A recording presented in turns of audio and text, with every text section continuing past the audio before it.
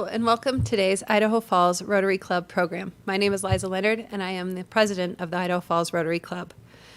And we thank all of the Rotarians who are able to join us today. You'll notice we're once again in IE Production Studio. We will be streaming this program today on Facebook and on IE Productions YouTube channel, where you can also go back and review today's program. I want to take just a moment to address a little club business this week. Want to remind you all again about the blood drive that we have coming up with the American Red Cross. That will be on Thursday, March 11th. You can sign up via the Rotary Club website, ifrotaryclub.org.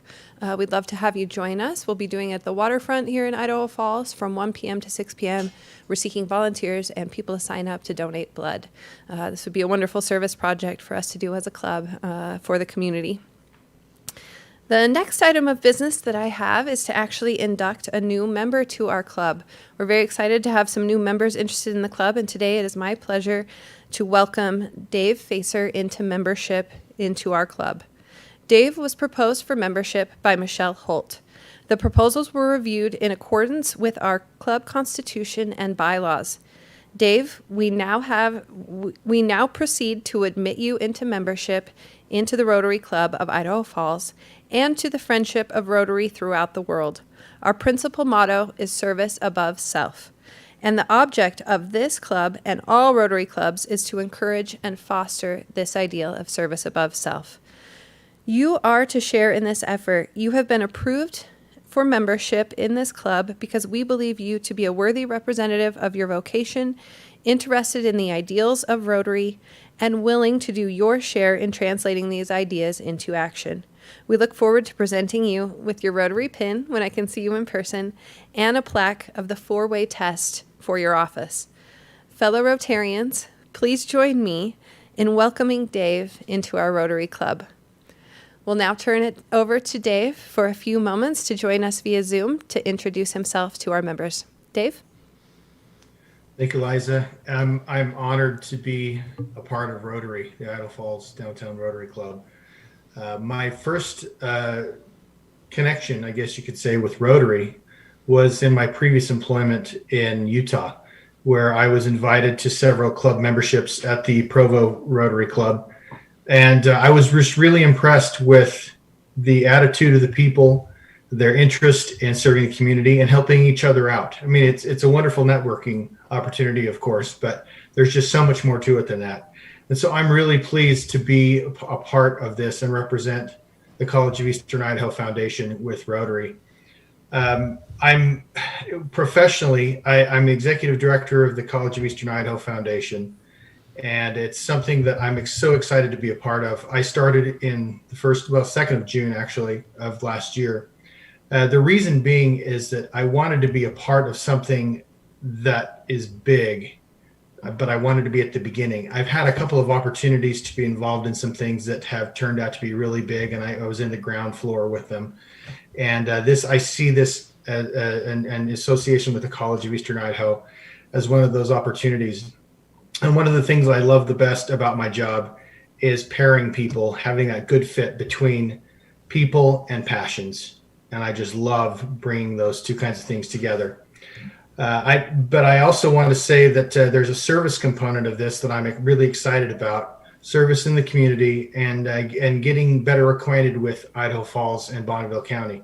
I spent almost, my family and I should say, spent almost 16 years in Rexburg, and just fell in love with Eastern Idaho right away. And so we're so excited to be back, even though right now it's just my wife and I at home. Everybody's fled the nest. Just something quickly about me. Love spending time with my family. I'm like a lot of people around here. I like most of the usual stuff, being outdoors, hunting, fishing, camping, hiking, all of that. I love to read, of course, and I love to travel when I get the opportunity, when I get the chance to. My wife and I have had some fun times traveling. So anyway, just want to say thank you. I'm excited to be a part of this, and I'll turn it back over to you, Liza. Thank you so much, Dave. It's wonderful to have you as the newest Rotarian in the world. We appreciate your interest in membership and your willingness to serve the community, and we look forward to getting to know you better. Normally, we would all be in a room together and standing up and cheering you, so hopefully we're getting a few cheers on the chat on Facebook, but we do look forward to getting to know you a little bit better. And I encourage all Rotarians to reach out to our new member. You should be able to do so through your Club Runner app and find Dave's information pretty easily, or through the college, or you can reach out and I'd be happy to connect you with Dave. We're really excited that he has chosen to join our club. Thank you, Dave. Now I'd like to turn the attention to our program today. Today, once again, we have Program Chair Brad Kramer, who is covering programs for the month of February. I'll turn it over to Brad to get us going with today's program. Thank you, Brad. Thank you, Liza. It's my pleasure to be able to introduce to you this afternoon Wyatt Schroeder, who works for a consulting firm based in Boise and also has offices in Alaska. Agnew Beck is the firm. I was introduced to Wyatt through another project that we're working on with Agnew Beck, and I guess by way of introduction, I'm not reading a formal bio. I'm just sort of explaining my connection with Wyatt. As we were working on this project, thinking about growth in Idaho Falls, I was introduced to Wyatt with a very important conversation and topic that he's an expert in, and that's housing affordability and homelessness. It's no secret that Idaho Falls is growing, and with that growth comes a lot of opportunities, but it also comes with challenges. And this idea of affordability and homelessness and its many different faces that we often don't think about is a crucial conversation for our community to be having. And so I'm thrilled to be able to have Wyatt here with us to talk about some of the strategies and opportunities that we can find as we work towards connections and solutions to this issue. So Wyatt, I'll turn it over to you. Thanks, Brad. Thanks for the introduction. I appreciate it. It's great to be among you all today. I wish I was there in the studio with you at the very least, or wish I was all around some kind of lunch table having this conversation, because especially as it relates to difficult topics like homelessness, it's always better to be breaking bread. But I'm so glad to be able to do it virtually. So like Brad said, I'm Wyatt, and I'm here to talk about the issue of housing and homelessness. It's something I'm sure you've thought about before.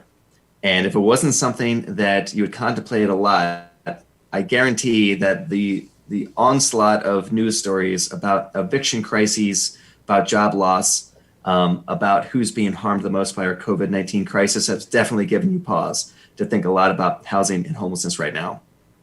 So real quick on me, I've spent my entire career on this issue of homelessness. It's the kind of thing that you want to work yourself out of a job. You'd like to have spent maybe a couple of years on this, and then we would have solved homelessness and I can go and learn how to be a carpenter or something. That hasn't happened yet. We unfortunately have a lot to do. And so I work in here in Boise and work in the Treasure Valley a lot on this issue, and also up in Alaska.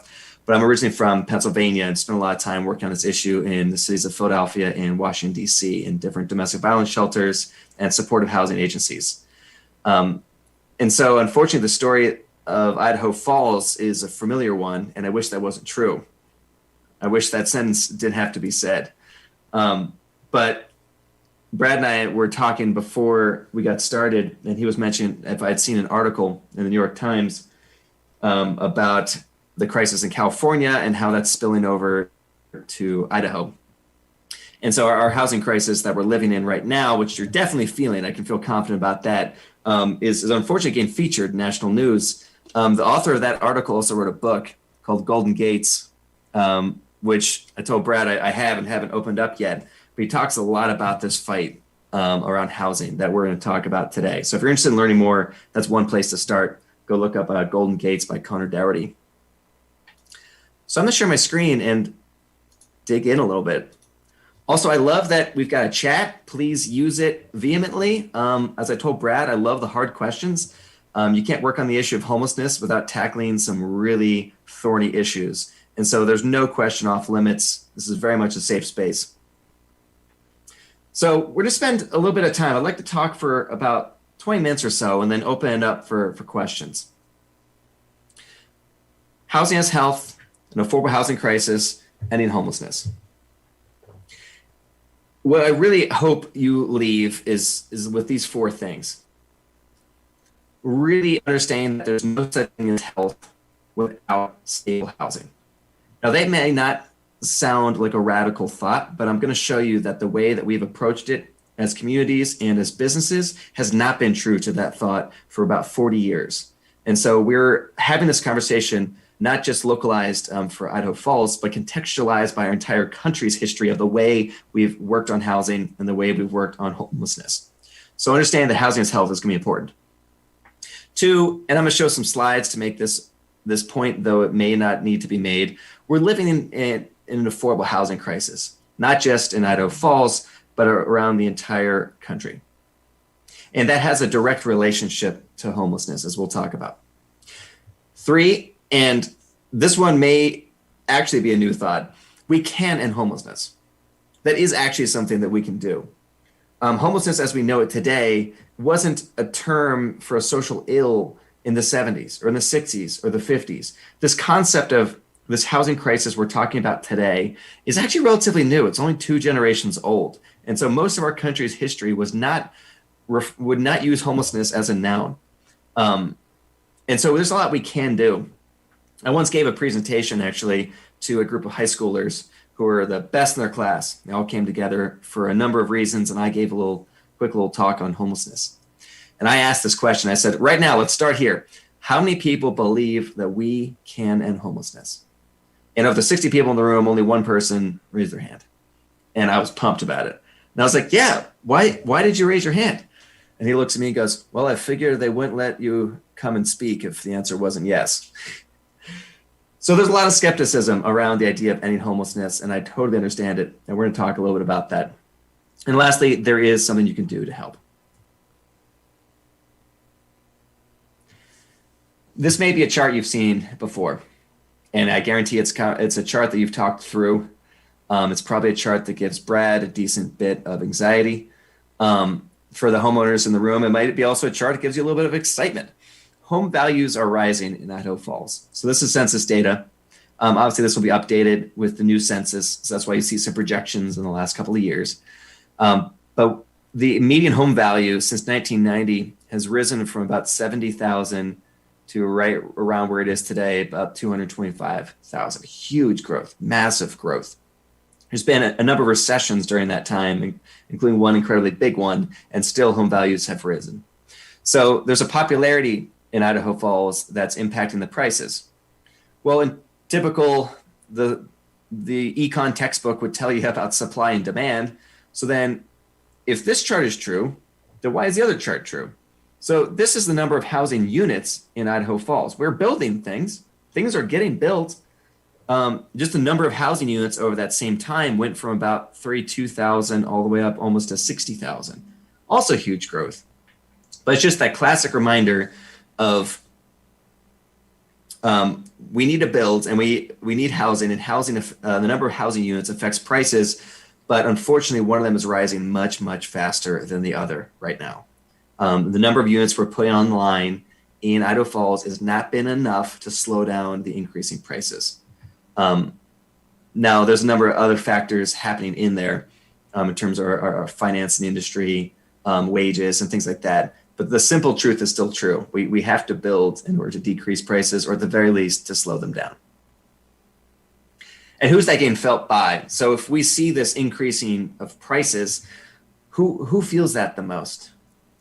Well, those who are on the lower income level of the spectrum. Those who in Idaho Falls are earning the least feel it the most. This may not be new for you, but there's been a classic standard of what they call housing affordability. And it's been around since the Great Depression. Whenever in the New Deal, we are standing up a lot of different housing initiatives, we realized that we need to define what affordability is. At the time, they came up with a standard which seemed to make sense, that you should spend only a third of your income on your home or your apartment, rent or mortgage. That's affordability. Anything above that is considered a burden on your budget. So if you're spending 40% of your budget on your apartment or your home, that's too much. 50% is too much. They now define it as anything over 50% is considered severely rent burdened. Like this is crisis level in terms of what your budget looks like. And for the clients I've worked with over the years, it's often more than that. So for those who are low income individuals in Idaho Falls right now, on average, 75%. 75 cents of every dollar is just going to have a roof over your head. Whereas those who are at the median income, right roughly at the middle, are in that affordability category. So it's not being felt evenly in Idaho Falls, and this is true everywhere. It's true here in Boise. That those who are feeling the housing crisis the most are those who earn the least.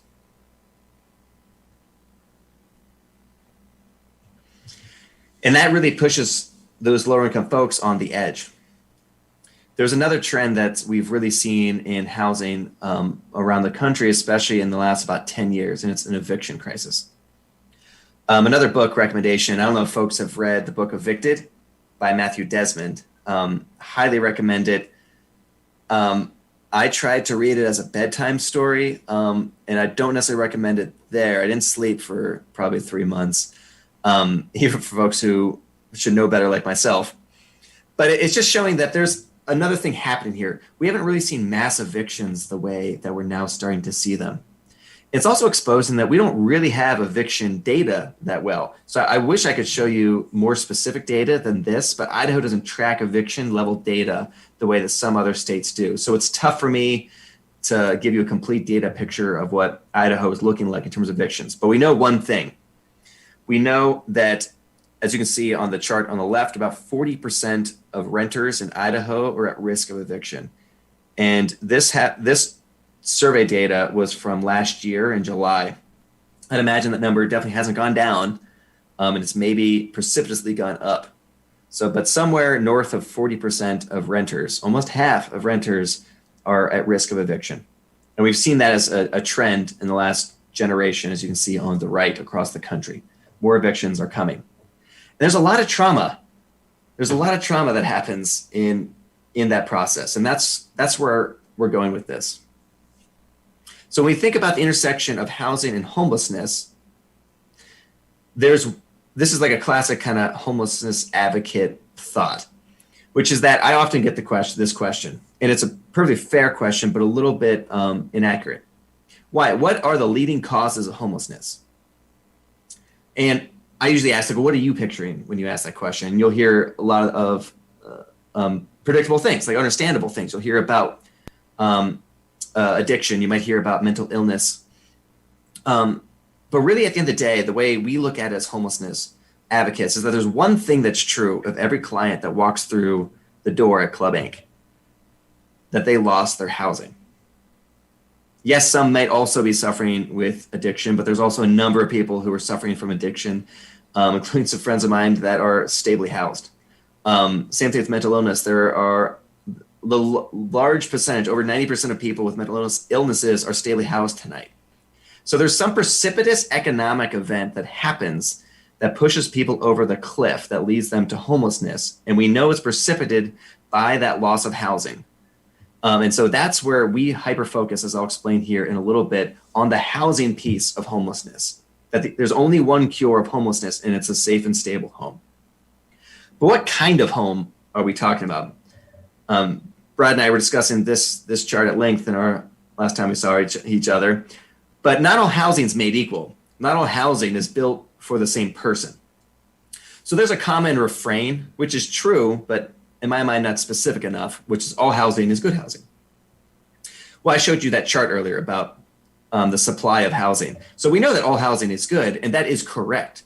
But if we only ever build luxury homes, or if we only ever build single family homes that are 2,000 square feet, then the person who is the barista at your favorite coffee shop or the grocery store clerk at your favorite grocery store, they're never going to afford that. So we've continued to build housing, which is good, but the trickle-down effect is so slow that we're not helping the people that need it the most today. So the way I think about this is by breaking down 3 kinds of housing we need to build. Workforce housing, and this is housing that is basically right at market level. People earning 80 to 100% of whatever the mean income is in your town. That's workforce housing targeting those folks. But it's not, unfortunately, with our growing prices, workforce housing even isn't too terribly affordable for a lot of folks these days. So we need to build affordable housing, which is those who are earning 80% or less of the median income. And at this point, when we start to build affordable housing, we start to include another piece into it. And this is where like my work and my career is focused on. What's the role of services? It's not enough to just have a stable home. We need to make sure you're able to meet your basic needs, to have you're able to get the job development you need, maybe the financial literacy to understand your budget, and the counseling potentially to overcome the trauma of the eviction you went through or the trauma of the homelessness you experienced. So as we go lower in the market, we have to increase the amount of services we offer. This is often missed, because, and you hear this a lot in neighborhoods that push back of like, what's this going to mean? You know, when this housing unit is built right next door, what's going to be? Actually, if we build it well, they're going to have more access to services than you do. And in doing so, they're going to be stably housed. They're going to address all their underlying root cause issues. And so as we go lower in the market, we increase the supportive services and we match that with the housing. And lastly, we call it supportive housing, which is those earning 30% or less of the area mean income. It's incredibly cheap. And usually at this point, you need supportive services dedicated on that site. It's not enough just to have a referral in the community.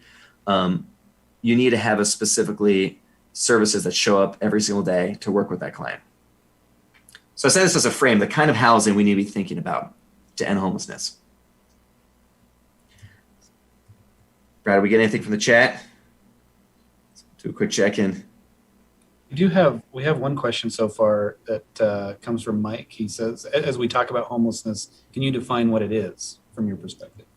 Great. It's perfect for this slide. Glad I stopped here. Yeah, great question. When we say homeless, what are we even referring to? I feel like so far I've tried to help define when we say housing, what are we even referring to? Now let's take this on the homelessness. Who experiences homelessness? So when I say homelessness, I'm referring to one of three things.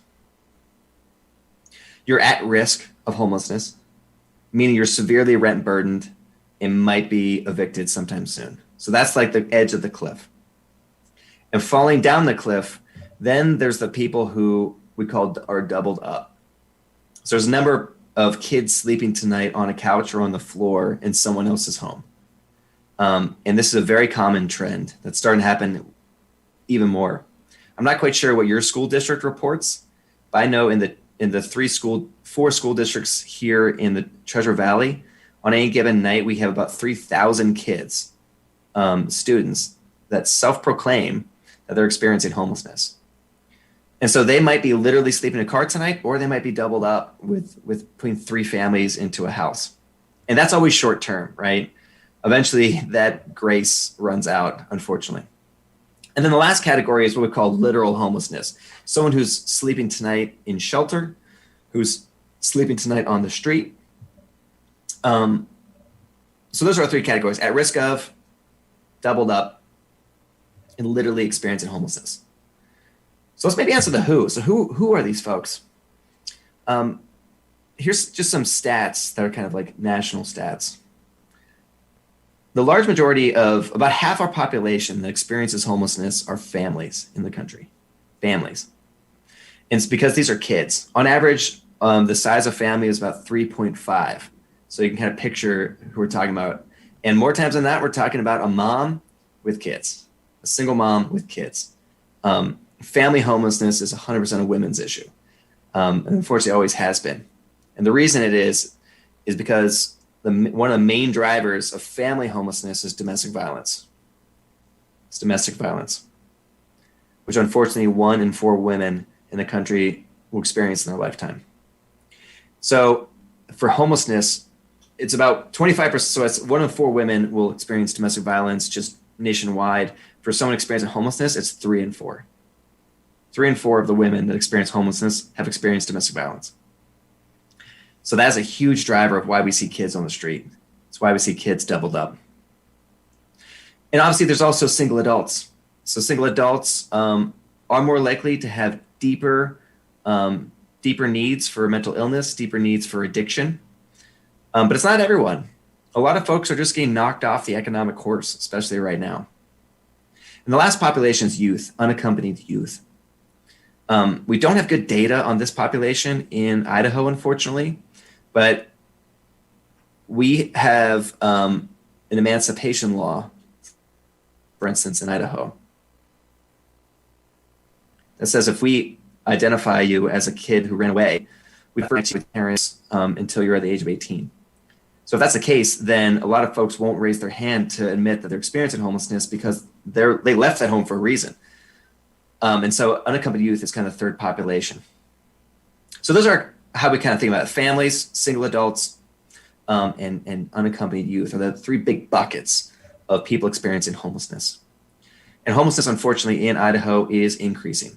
We don't have the 2020 data yet, but 2019 saw the largest amount of people experiencing homelessness on record in what we call our point-in-time count that we do in January. Thank you for that question. That's a little bit of the who we're talking about, which is ultimately what this is about. These are about real people with real stories that are experiencing real trauma, and we can really do something about it. So what is that something we can do about it? If my heart goes out to that mother who's got 2 kids that left an abuser because they said it actually is safer to experience homelessness than it is to stay here tonight, if they were saying that to themselves, what can we do for them?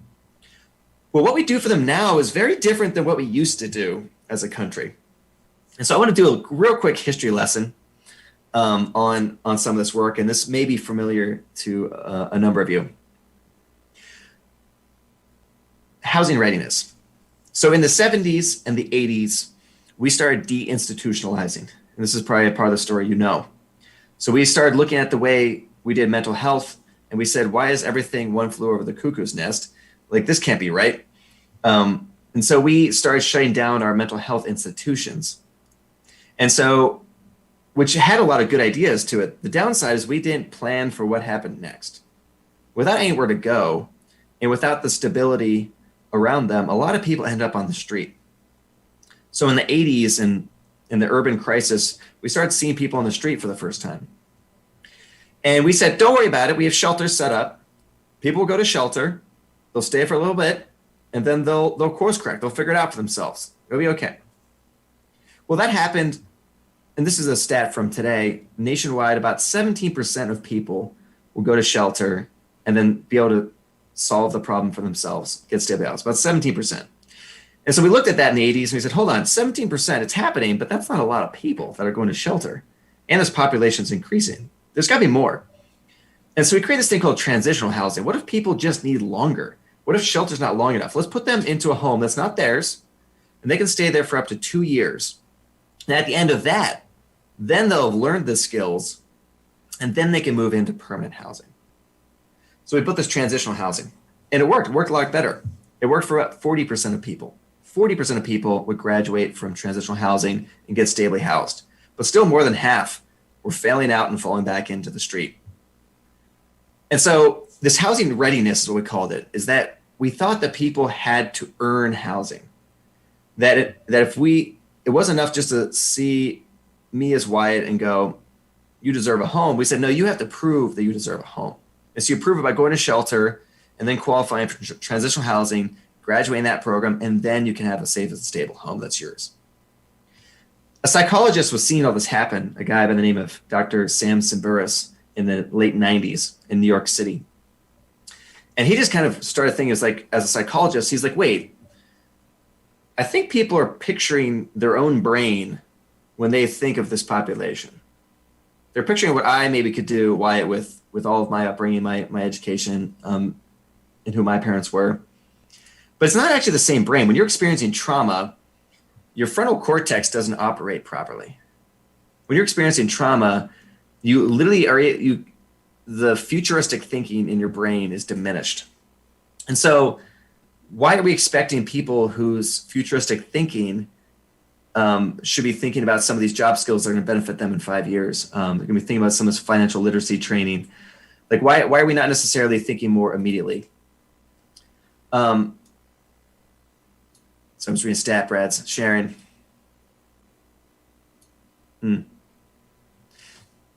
Yeah, there's a ton of households who unfortunately might go through the story we're talking about right now in Bonneville. And so Dr. Simburis had this idea of, what if we gave them housing immediately or as quickly as we could? That would lower their trauma response, and they would actually do better in services then. What if we skipped as many steps of this process as possible? Because if you think of a kid whose brain is developing every single day, whose 90% of their brain develops in their first 5 years, you have a ticking clock. And if they spend 6 months in shelter and 2 years in transitional housing, they've spent half of that time developing their brain in a trauma environment. That has lifetime consequences. The likelihood they're going to graduate from college plummets. Their life expectancy goes down by 11 years if they spend that time during a trauma response. 11 years, just because they're waiting for us, the community, to do something. So we think about it from the kid's perspective, the more quickly we can get them into permanent housing, the healthier their brain develops. So it's called Housing First, and it led to a revolution in the way we thought about this problem. And so the idea is now, as soon as we identify someone, yes, they might still go to shelter. That's fine. Let's skip the step of transitional housing. Let's skip the step of too many other things. Get them into a permanent lease in their name, and then give them all the services they need to keep it. Give them rental assistance to help pay for it for maybe a month, maybe 6 months, maybe 8 months. Give them access to health care so they can identify any behavioral health needs that they have. Work with them on income and build a relationship with that landlord so they don't have to get evicted if that comes. It's been massively successful. 85% of people that go through a Housing First program are stably housed a year later. If you remember our earlier stats, 17% in a shelter, 40% transitional housing. For Housing First, 85%. So success is doubled. It's also cheaper because we skipped a couple steps along the way that are very capital intensive and cost a lot of money. So Housing First is a huge, huge thing. And it's how we need to be thinking as Idaho Falls, and the questions we ask our providers, the questions we ask our government, and the questions we ask each other as community leaders. How are we more quickly getting kids and families into stable housing and giving them all the services they need to stay there? One last point I want to make on the changes we need to make is also how people navigate our systems. Part of the reason there are so many steps is because we're asking families to navigate things for themselves instead of us navigating it for them. If you've changed your internet recently, for instance, like I did, picture the customer service line and the number of times you get told, let me talk to my manager about that. That's unfortunately what a lot of folks who are going through deep trauma have to do. This is a slide from Ada County of a project we're working on right now, which is right now a family, if they're at risk of eviction, who do they call? They might call the prevention provider, Jesse Tree, but they're also probably talking to their counselor of the school district, who's probably already called 211, who connected them to the shelter, who didn't know that they were talking to these other people. And then unfortunately, they showed up in the hospital and they didn't know that they were talking to those other people either. And so they just get stuck in this referral, catacomb that's really tough to navigate, especially if you're experiencing trauma and their frontal cortex isn't firing 100% efficiently. So we need to more quickly get to systems of care that are streamlined. So we're launching here in July a housing crisis hotline for this reason. The Anyone Housing Crisis Hotline calls one spot and we'll navigate it for them. If you're about to experience housing loss, we'll get you connected to our prevention team. If you're literally experiencing homelessness, we'll get you connected to what we call Our Path Home Connect. And if you need something very specific, we've got providers lined up. But we're shutting down these other doors so that you only have one door to walk through. And that just makes it simpler for the client and it's more efficient for us so that we know who we're working with. We have better data on who we're working with. And it's just a true partnership approach instead of each nonprofit standing up a new program that may or may not connect to all the other programs that already existed. We need to stop thinking in one agency and start thinking in one community. So that's a little bit on our housing and homelessness system and some of the work. So moving towards Housing First and recognizing that everyone not only deserves a home, but they need it from a health perspective, and recognizing that we need to act like a partnership. We need to act like one community, and that's actually helps our trauma response.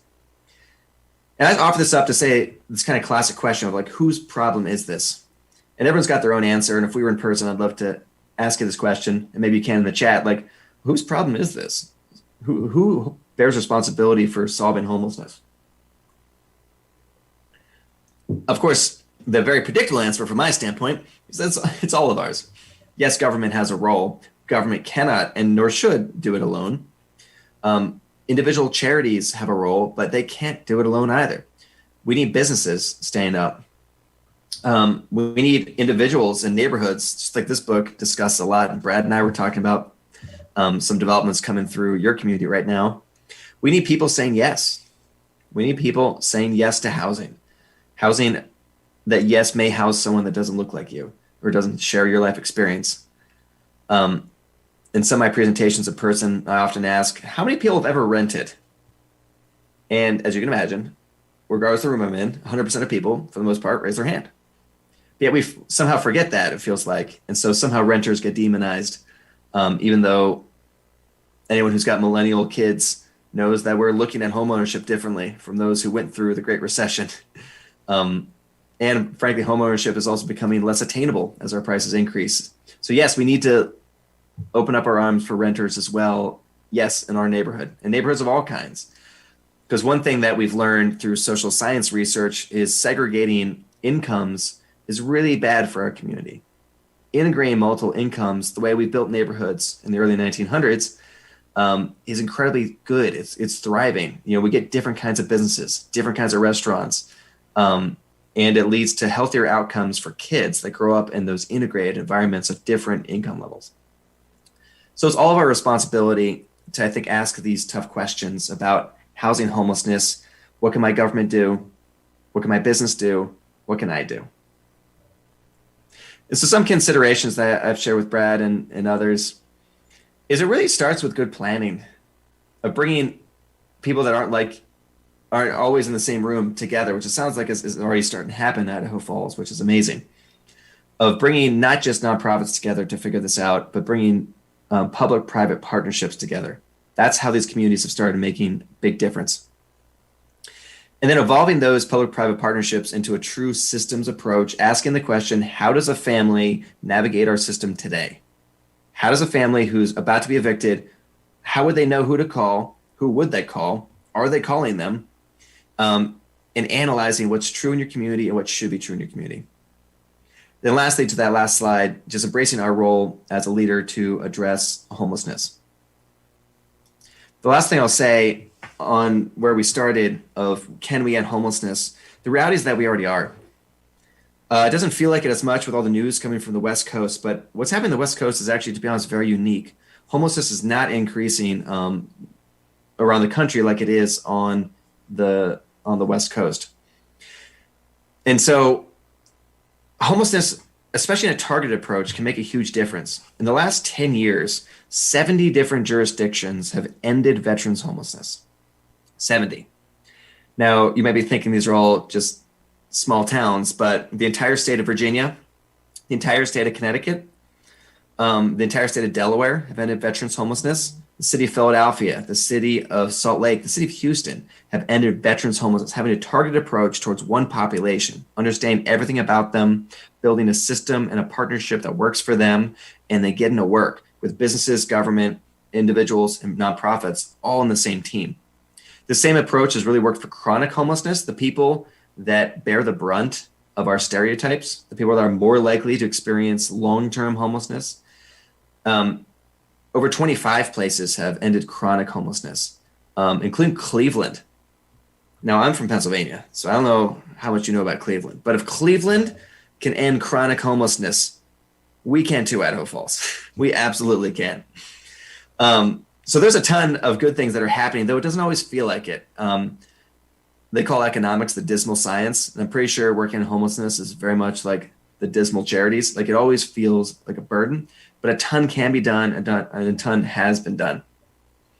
So with that, I'd love to see, Brad, if we got any questions on Facebook Live, and I just appreciate the opportunity to get to bring to this topic to you all. Sure. Yeah, I'm going to keep watching for more questions. I do have one here. When you mention we need people to say yes to housing, can you talk a little bit more about what that looks like? How can the average person say yes to housing? Brad, I immediately want to just ping pong this back to you. Is this a little bit, maybe Brad's also going to cover this too next week. It's your next Rotary. But from my perspective, saying yes to housing means using your voice.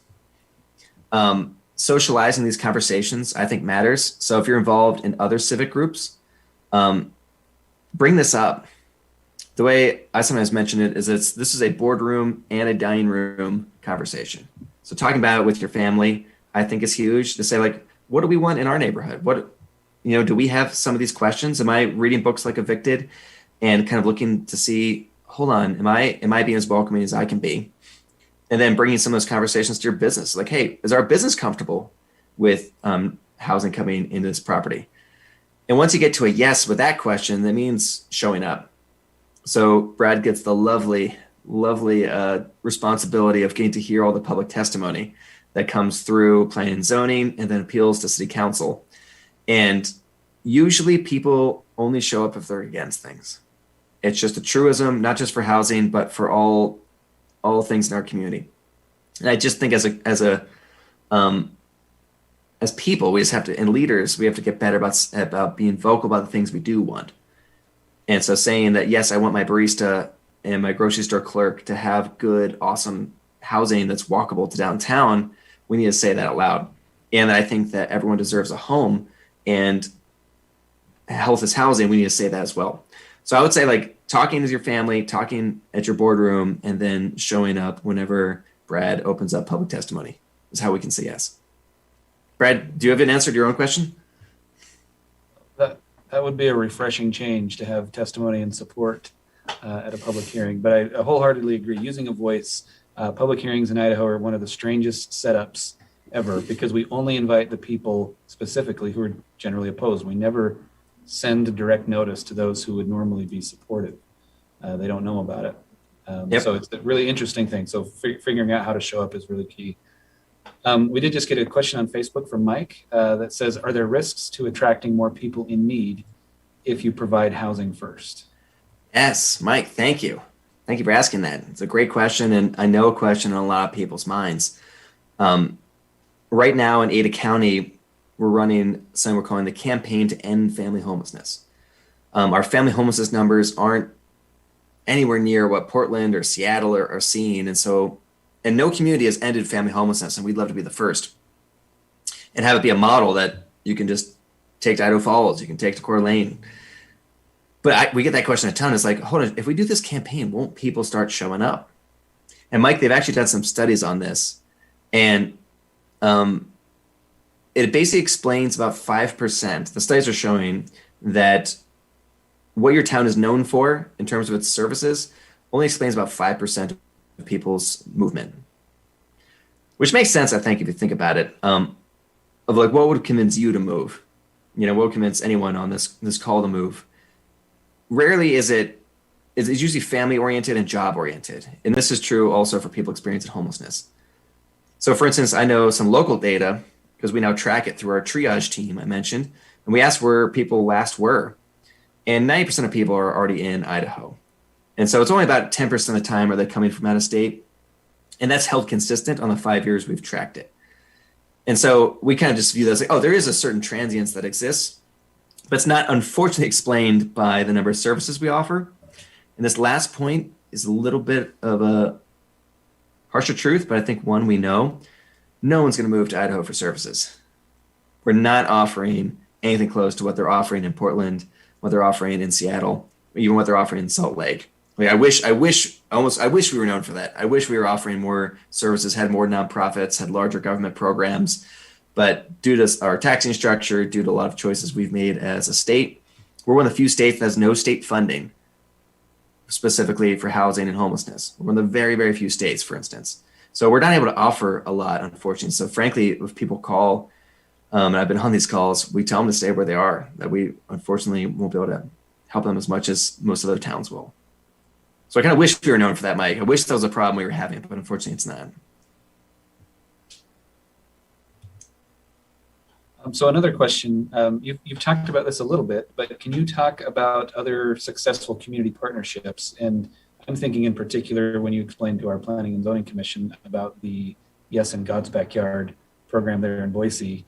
What other examples can you share with us? Yeah, that's a great one. So maybe you've heard NIMBY, this term. I'm sure a lot of folks have heard that. So not in my backyard is the anti-housing movement. A while ago, a YIMBY movement has tried to start up around the country. Yes, in my backyard.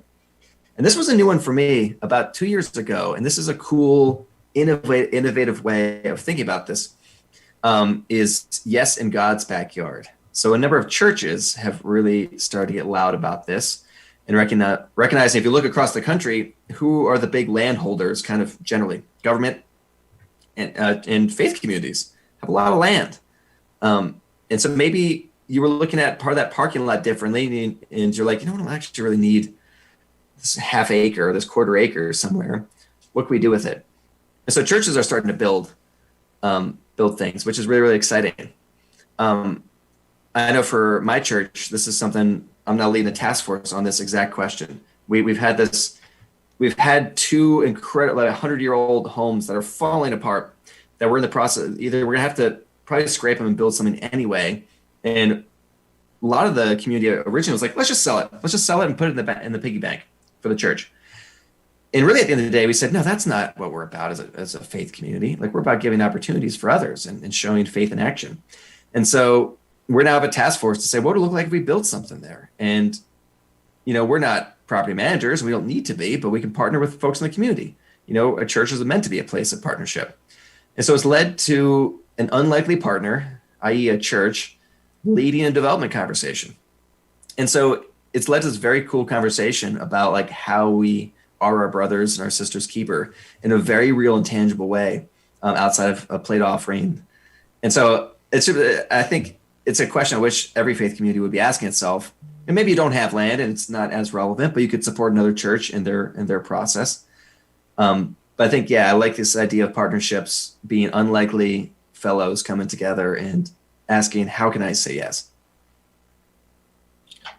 Thank you. Mike just posted a question that I'm really interested to hear your answer to as well. Really important question. He mentions we also do not have any state funding for public transportation. How does this lack of public transportation affect efforts to end homelessness? Mike, love it. Coming with the hard truths. Housing, or if you're thinking of homelessness, here's kind of like the big ones in my mind of the things around it, the atmospherics. Supportive services we've talked about, so mental health, addiction recovery, job development. Wages are huge. Wages not increasing has an outsized effect on this population. Childcare, and the parents in the room know what I'm talking about. We've talked about rent burden on your budget, but obviously childcare burden is getting unsustainable too. And especially if you're trying to get employment, then having that stable and affordable childcare becomes incredibly important. And transportation. There's an index. Brad, you might know it. I'm actually blanking on it. It's a city index of like housing and transportation. It's saying that this classic thing that I mentioned of looking at housing affordability is incomplete. Actually, housing interacts with transportation. So if I'm looking for, I want to live in downtown Idaho Falls because that's where my job is. I look for housing there. I now get a choice. I either going to pay too much for housing but have a low transportation cost because I can walk to work, or I'm going to move out of town and maybe have a lower housing cost but a higher transportation cost. It's the same budget. And so they're looking at this index of those two things together. So not having public transportation obviously puts the cost of transportation on the consumer. And the consumer then has to make some of these choices of, okay, I'm not living in Idaho Falls because I can't afford it. I'm going to live 45 minutes outside of town and commute in because that was the only place I could find. But now I can't afford the gas because that's starting to take up. So it's this constant trade-off that families are doing with their budgeting. And so having some transportation conversations of bus access, rapid transit routes is so important, but cities just can't afford it. Cities just can't afford to do a lot on their own. Transportation is too big, too expensive to do without the state and the federal government coming in. Great question, Mike. So I don't see any more questions on Facebook. If I get sort of a last call, if there's any other questions you'd like to ask. Well. Last call for questions. I might throw one more out there just as people are sort of gathering their thoughts. how do you see new trends such as tiny homes or even the conversion of cargo containers into homes as a potential solution for providing, at least on the supply side, of the housing equation? Brad, do you happen to know off the top of your head the average cost to build one unit right now in Idaho Falls? The cost to build, I don't. I mean, the trend, that's probably another thing I should mention before. I mean, just a big thing that's affecting homelessness right now, though it doesn't probably feel like it directly, is just the cost of construction. Building housing is so expensive. I think around Idaho right now, it's costing over $200,000 to build one unit. It's higher here in Boise. It's probably about creeping up to $250,000. So almost $250,000 to build one unit of housing. This could be like 1 2-bedroom. So that's just massively expensive to build. And so obviously to afford that, you have to charge a higher rent or a higher home value. And so like that's having its case. So Brad, to your question, I think we have to get creative. We have to look at different ways of construction, just because this cost curve is so oppressive. So looking at container homes is personally my favorite. On the tiny home side, the only thing I believe that we need to make sure that dignity is in all of our housing. And so there's a trend happening around communities that I'll admit I'm not in favor of building tiny homes that don't include electricity or plumbing, because it's really cheap to build. It's true, it's cheap to build, but it's also not a home. And so I always ask that question when people ask about tiny homes. I'm like, what are you picturing? Because if people are picturing like small cottage style, 200 square feet, but it's got all the amenities that we all deserve, absolutely, let's do that as often as we can. If we're picturing tiny shacks that don't have water or your own bathroom, then we're not building dignity into our housing. And so I'd say that's personally the line for me. I know others would disagree with me though, which is okay. We can have these conversations. We can disagree. No, I appreciate that answer and that comment, making sure that people are able to live in dignity. And so there are no more questions that have popped up. A few thank yous for your work in this area and for having this conversation. And I would echo that as we wrap up, to offer my thanks to you, Wyatt, for presenting today, for having this important conversation with us, and for all of the Rotarians watching who have asked great questions, listened in, and I'm sure whose minds are turning on ways that they can be involved. So thank you, Wyatt, for today's program. As a reminder for next week, we hope that you'll join us for a conversation about growth in Idaho Falls, and not to be self-promoting, but I'll be presenting it. And I look forward to being able to talk with you. This will be an interactive presentation. We hope that you'll join us next Wednesday at 12 o'clock. And again, thank you to IE Productions for hosting us as always. We very much appreciate their service to our club and to the community.